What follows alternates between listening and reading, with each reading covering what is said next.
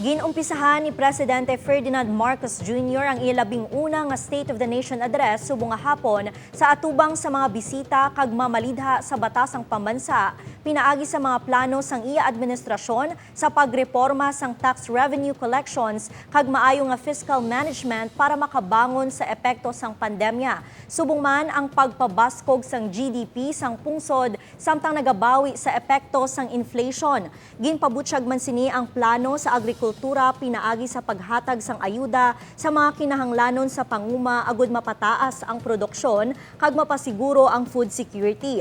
Ginhingyo man sini sa Kongreso ang pagdihon sang layi nga magapana sang utang sa panguma sa mga mangunguma nga benepisyaryo sang agrarian reform. Ginpahayag man sini ang pagtukod sang mas madamo nga international airports sa pungsod agud mabuhinan ang pagginutok sa Metro Manila.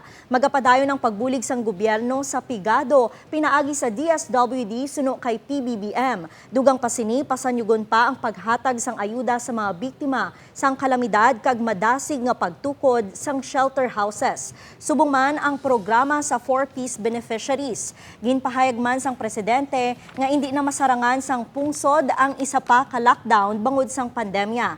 Ginlatag sini ang mga plano sa pagpabakod sang healthcare system dala na ang pagtukod sang dugang nga mga ospital sa pungsod.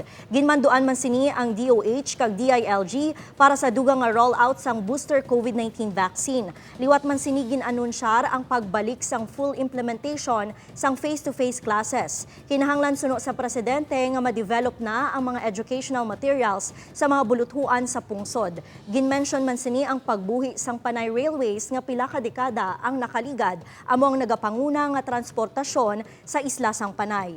Naglawig sang ginabulubanta 1 ka oras kag 20 minutos ang pinakauna nga sona ni PBBM.